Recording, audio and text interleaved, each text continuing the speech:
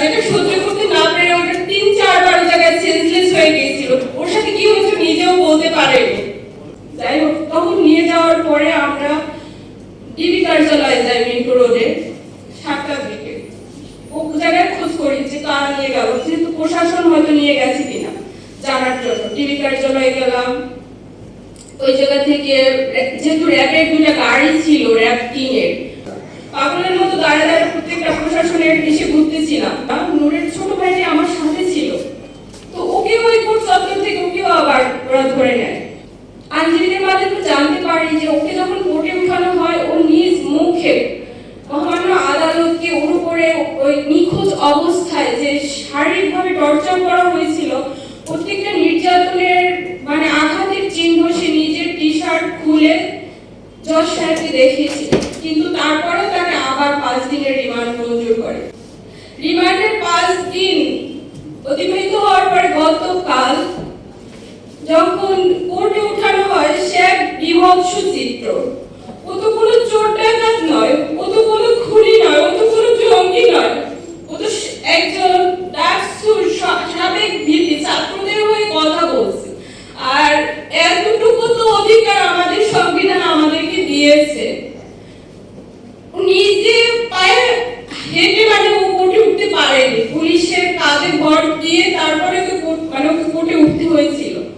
তো মহামান্য আদালতকে বারবার অনুরোধ করার পরে মানে আমি একটু দেখা করার সুযোগ পাই। তো তখন ও বলে যে এই রিমান্ডের 5টা দিন ওর উপরে যে অমানবিক মানে নির্যাতন করা হয়েছে,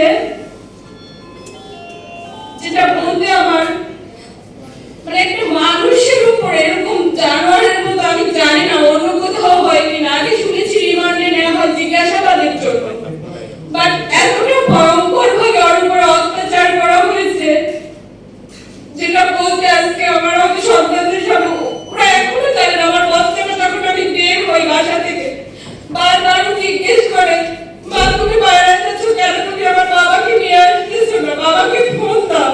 কারণ ওকে ওর বাবাকে সেরকম ঘুমাতে পারে না, ওর বাবার কাছেই ও যেহেতু থাকে, ওকে গোসল করায় দেয়, খাইয়ে দেয়। জানি না ও সন্তান হিসেবে কিরকম, হাজবেন্ড হিসেবে কিরকম, বাট ওর সন্তানদের জন্য সর্বোচ্চটুকু করে।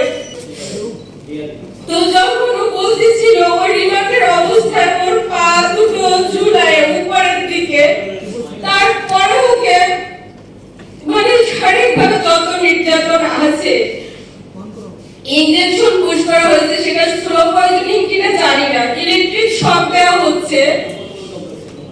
নির্যাতনের মানে এতটা অসহ্য যন্ত্রণা যেটা সহ্য করতে না পেরে ওটা 3-4 বার জায়গায় সেন্সলেস হয়ে গিয়েছিল। ওর সাথে কি হয়েছে নিজেও বলতে পারেনি।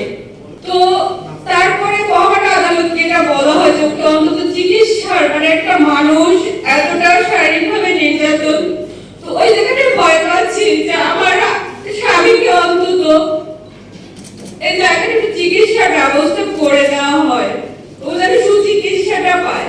আর বারবার যদি এরকম একটা মানুষকে রিমান্ডে নিয়ে এরকম নির্যাতন করা হয়, ও তো কোনো অন্যায় করেনি, ও তো কোনো অপরাধ করেনি, ও তো কোনো ভাঙচুরের সাথে জড়িত না, ও শুধু নৈতিকভাবে ও তো ওই ডাকসুর থেকে উঠে আসছে, ওই ছাত্র আন্দোলন থেকে 2018 ছাত্র আন্দোলন নেতৃত্ব ও দিয়েছিল, সেই জায়গা থেকে ও একটু হয়তো সাপোর্ট মানে নৈতিকভাবে সে সাপোর্ট করছে ছাত্রদের এই আন্দোলনটা, বাট ও তো এই সন্ত্রাসী কার্যক্রমের সাথে কোনোভাবে জড়িত না।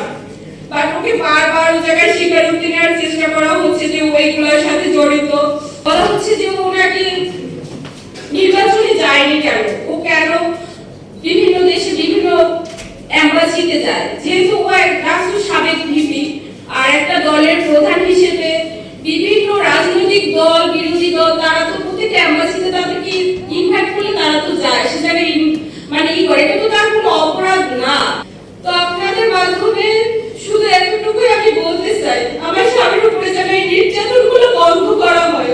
ও তো কোনো অপরাধ মানে আমার সন্তানদের আমার মানে লাইফের এই সময়গুলো যেন কেড়ে নেওয়া না হয়, যেন মানে আমার সন্তানরা বিশেষ করে আমার বড় বাচ্চাটা